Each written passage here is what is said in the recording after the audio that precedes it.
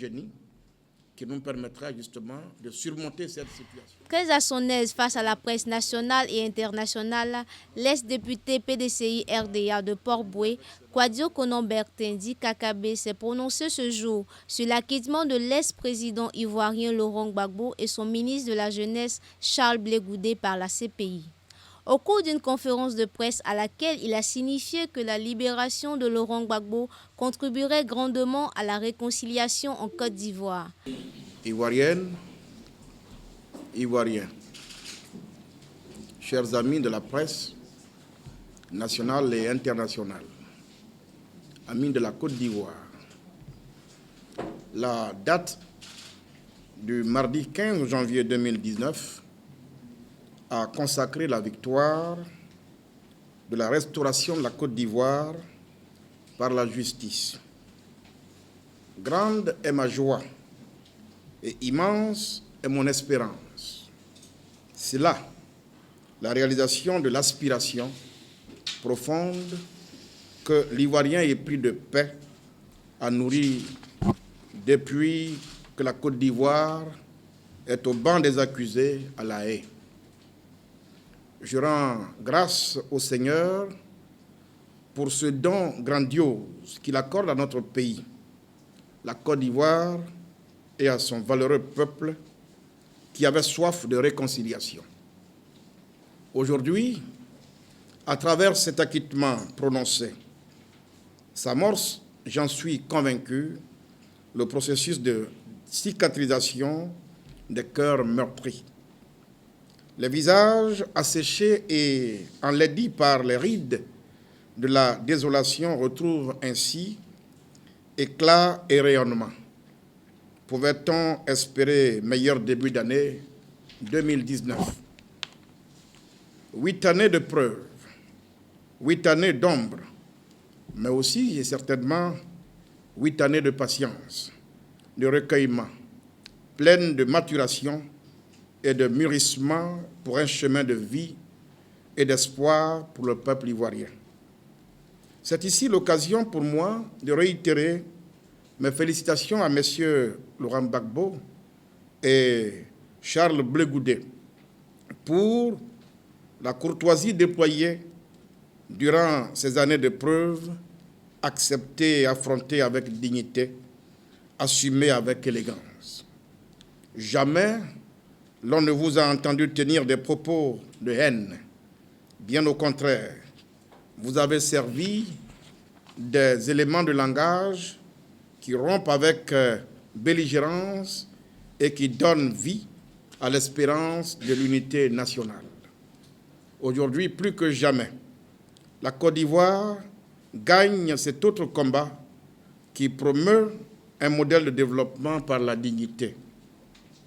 Ivoiriennes, Ivoiriens, chers amis de la presse nationale et internationale, amis de la Côte d'Ivoire, l'histoire du peuple ivoirien est constellée de luttes, à commencer par celle d'une population opprimée. N'est-ce pas, en effet, par une lutte opiniâtre que le président Houphouët-Boigny nous a libérés du joug du travail forcé? Par cet acquittement prononcé, le peuple ivoirien revit ses instants de gloire historique, de gaieté, d'apaisement et de soulagement. C'est la perspective nouvelle qui est offerte à notre peuple. En choisissant de m'adresser à vous, chers compatriotes, en ces circonstances heureuses, j'ai conscience de devoir parler politique nationale, sujet à la fois alléchant et délicat. Tout cela dans la dynamique de vous traduire ma détermination et ma foi dans une Côte d'Ivoire définitivement réconciliée. Me taire serait vraiment là, imposer à notre longue histoire un pur goût de l'inachevé.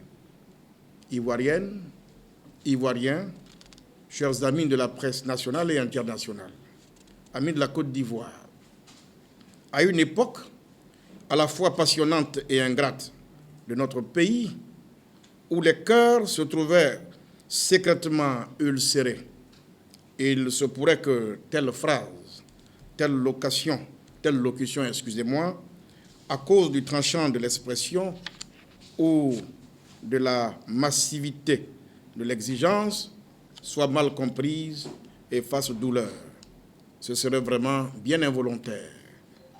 Mon propos vise plutôt à vous redire à vous, Président Laurent Gbagbo, et à toi, mon frère Blé Goudé Charles, avec une ferveur nouvelle, que votre pardon demeure aujourd'hui plus que jamais la grande chance de notre pays.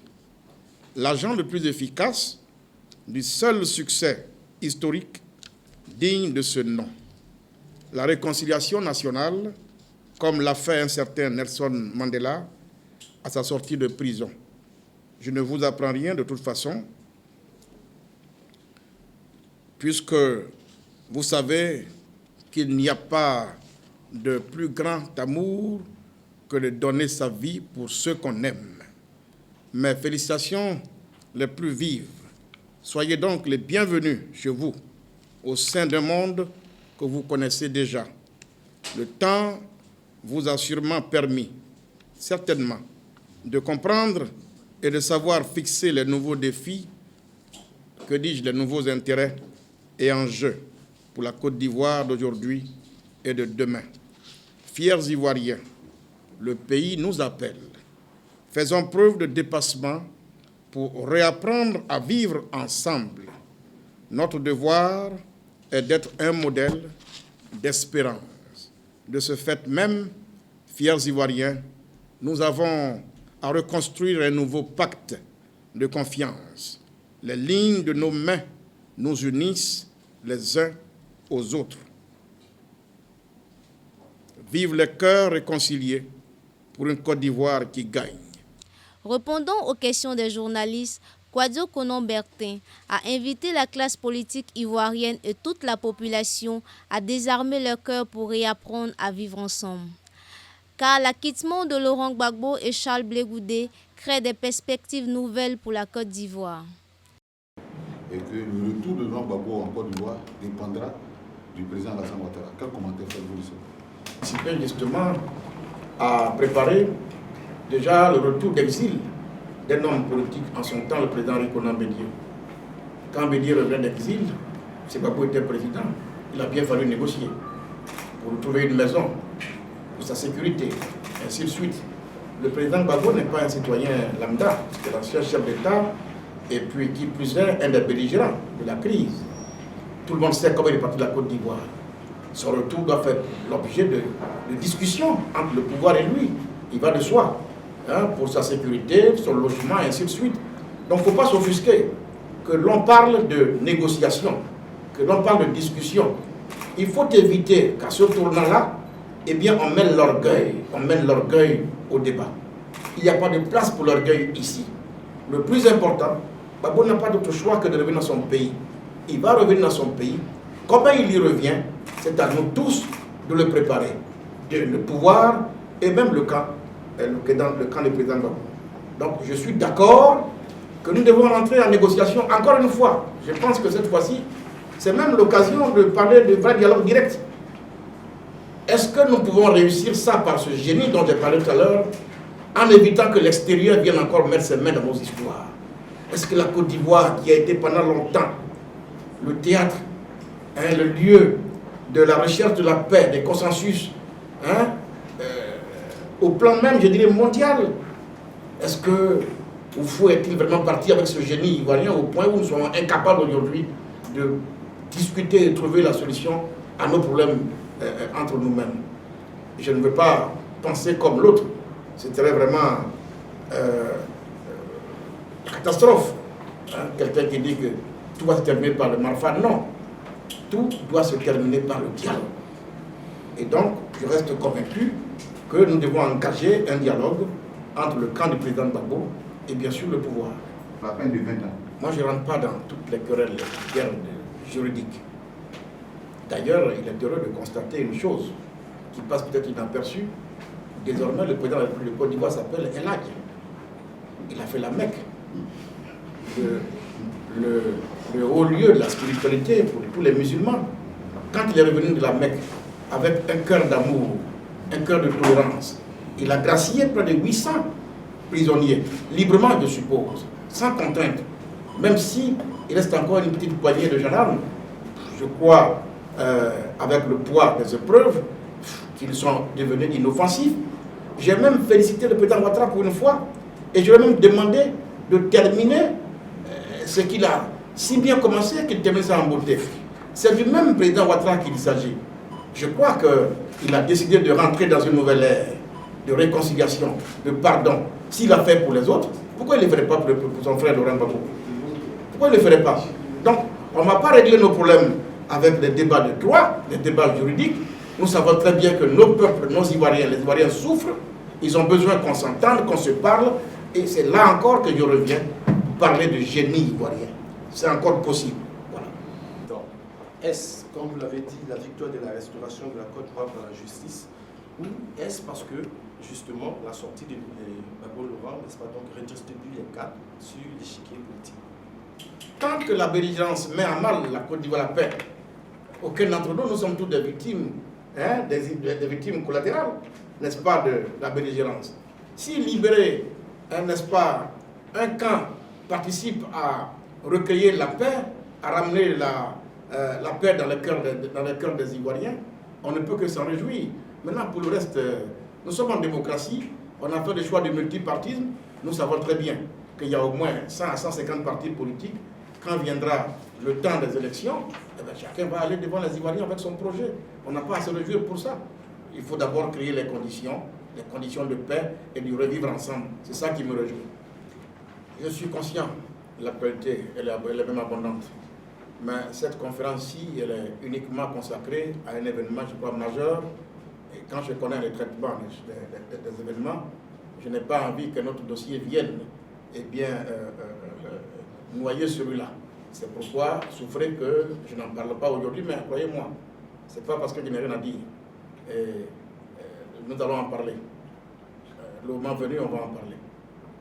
Aujourd'hui, là, parlons de la libération du président Gbagbo et de Charles Blé Goudé, de ce que ça peut avoir, ce que ça doit avoir comme impact sur la vie sociale. Voyez-vous, j'ai parlé tout à l'heure de Nelson Mandela en Afrique du Sud. Là-bas, c'était une guerre entre deux races, entre blanc et noir. Ils ont pu s'entendre. Ici, c'est entre nous, frères, de même couleur de peau. Pourquoi on ne s'entendrait pas?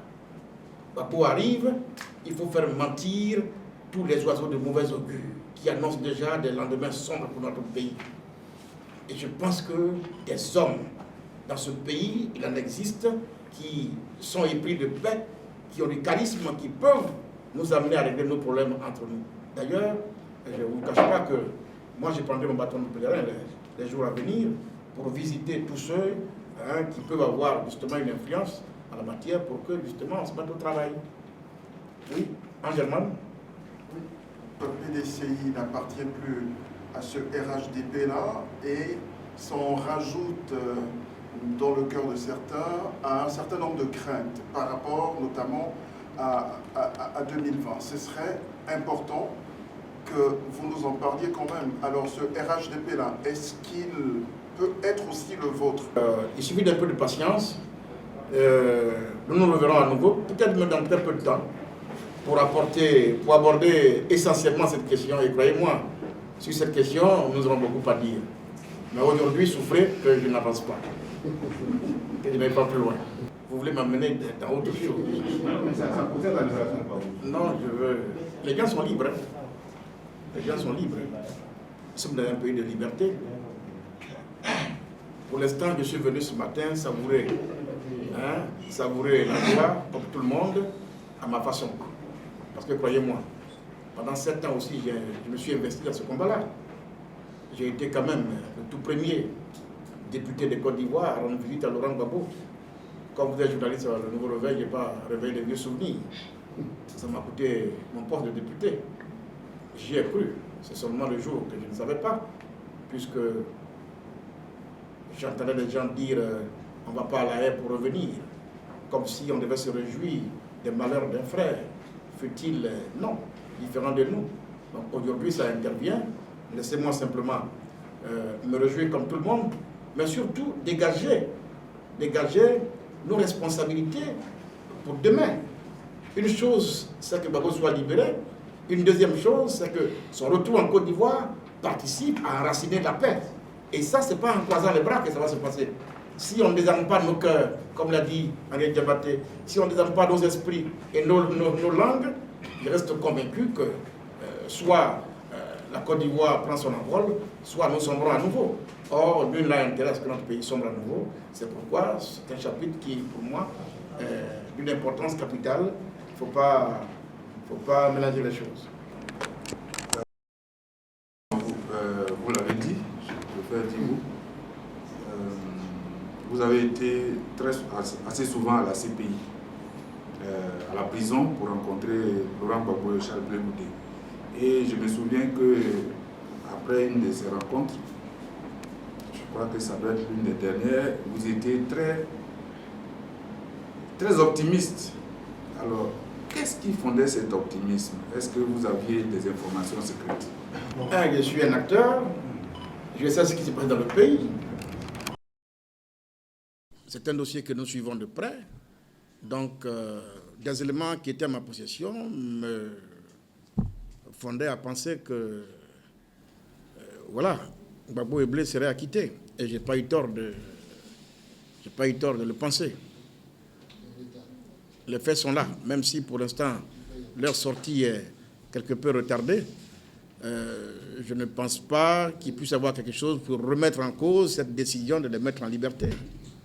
Cette conférence, j'aurais pu faire un tweet, j'aurais pu faire un mot sur ma page, mais j'ai tenu à ce que nous soyons là pour parler de cette question, parce qu'il me semble que la libération du président Gbagbo et Charles Blé Goudé nous repositionne à un tournant aussi décisif. S'il est mal négocié, nous risquons d'en faire les frais. Et je souhaite que nous puissions unir toutes nos forces pour négocier ce tournant-là comme il se doit, afin que nous servions la paix à nos enfants pour que nous préparions leur avenir. Et je pense que cela est possible aux dirigeants ivoiriens et au peuple de Côte d'Ivoire. D'ailleurs, en ce qui me concerne, comme je l'ai dit, je prendrai mon bâton de pèlerin, je vais faire le tour de tous ceux qui peuvent aider à toucher les cœurs des uns et des autres pour que nous nous inscrivions alors résolument dans une nouvelle dynamique de dialogue et qu'on sorte définitivement de la logique de belligérance. Et je le répète encore une fois, Mme Diabaté nous a dévancé sur cette voie avec des propos empreints de sagesse. Il faut que nous méditions tous là-dessus. C'est en nous comportant ainsi que nous allons donc garantir aux Ivoiriens la paix pour 2020 et la paix pour toujours. Voilà ce que je voulais donc vous dire ce matin. Encore une fois, je vous remercie. Que Dieu nous bénisse. Vous avez découvert ici. Que vous avez découvert Ivoire TV. Ivoire TV.